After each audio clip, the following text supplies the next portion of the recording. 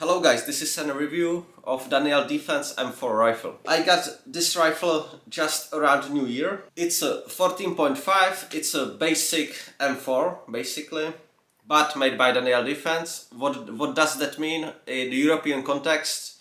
Daniel Defense pre this war, pre 24th of last year, was basically just part of the uniform of a capital city lawyer, capital city major, which means like a rich kid.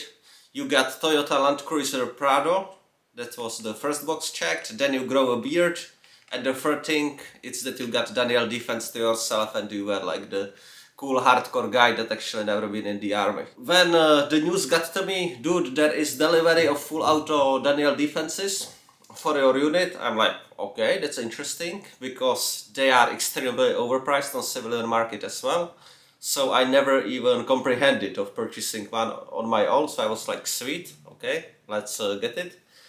So after pulling few strings, I rolled to the armory and I got this. Now, this gun was pre-issued, okay? It had originally the quad rail that the owner before me decided to replace. The reason might be, okay, he liked this slim handguard more, or he wanted to sell the very expensive quad rail. I'm already in process trying to prevent that with our armory, like telling, okay, people making this kind of stuff, so make sure that you get all the proper parts, not cheap replacements on the guns when they handing them in.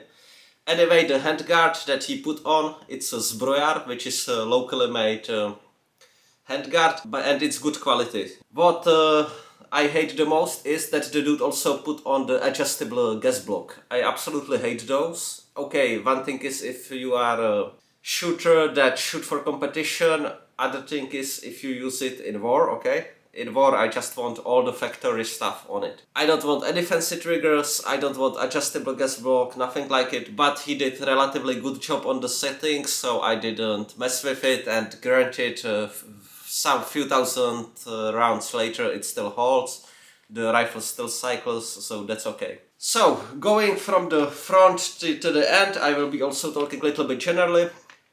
This is like a birdcage design, okay, but the prongs, they are like longer, which is good. It's bigger surface for the gases to cool off, so I like that design a lot. Generally, I prefer flash hiders much more than muzzle brakes. I really hate muzzle brakes, and on anything like 545, 223, I don't think they have a place. Then we have M4 profile barrel with this cutout for M203 grenade launcher. Then, as I mentioned, adjustable gas block aftermarket, handguard aftermarket.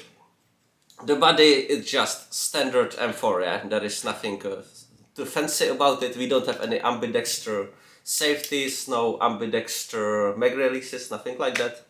Everything stock. I really like to use full auto a lot, okay? I'm a big proponent of full auto.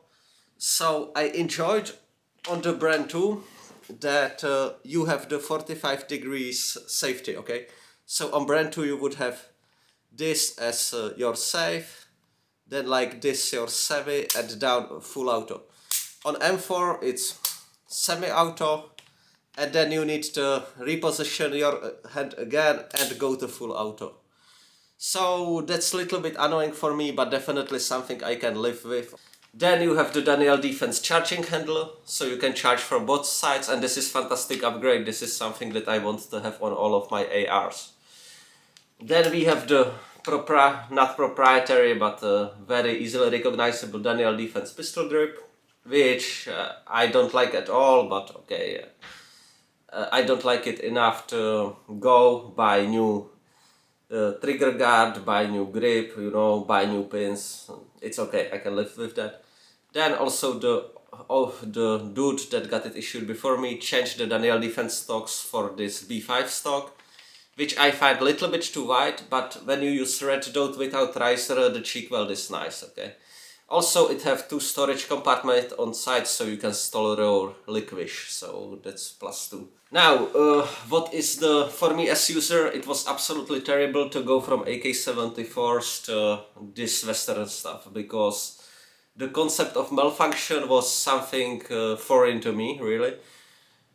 I remember distinctly autumn 2014 when I got first a double feed on AK-74, and I was like making picture of the incident. I told everybody around, it was like kind of unheard of actually. And then you go to this Western stuff where pretty much every contact, every training you have a malfunction, like inevitably. We really rectified a lot by taking a huge, doing a lot of maintenance, much more than on AK, okay? So a lot of the malfunctions was also the manual of arms. Although I know how these guns works, I feel competent with guns, it's just different animal than AKs. So for example, malfunction that I had a lot, before I really find out what it is, was when I finished shooting, okay, wanted to change mag, I had bolt in the rear. I just took a fresh magazine and I was slamming them too hard, and it didn't matter if GI mag or Magpul mag, okay? I just slapped them too far in. Then I closed the bolt and the bullets wasn't chambering because the magazine was over inserted, okay? So I ended up holding the mag release, smacking the barrel on the ground, clear it that way, so terrible malfunctions. But I must admit most of them was me not being trained well on the gun. And over the time, the reliability of the weapon increased dramatically for me. When I stopped doing all the stuff that was causing the malfunctions. Even the cleaning, I little bit, once I diagnosed those problems, I don't clean after every firing, like every third, fourth, fifth firing session, or before mission, then I clean. And the gun seems now to work amazingly. So it was mostly my fault than fault of the gun, but it's something to consider when you're rearming Eastern European countries with this new Gucci stuff. Now, I didn't get mechanical sights with this gun, I just got it flat top. So I got issued Aimpoint Comp M5 that I'm using with riser, with Unity riser. It really helps me a lot. Of course, with Unity riser, then the wide stack with the generous cheek weld become obsolete. Yeah?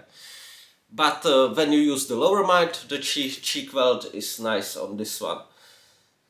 Aimpoint Comp M5 seems like very good red dot.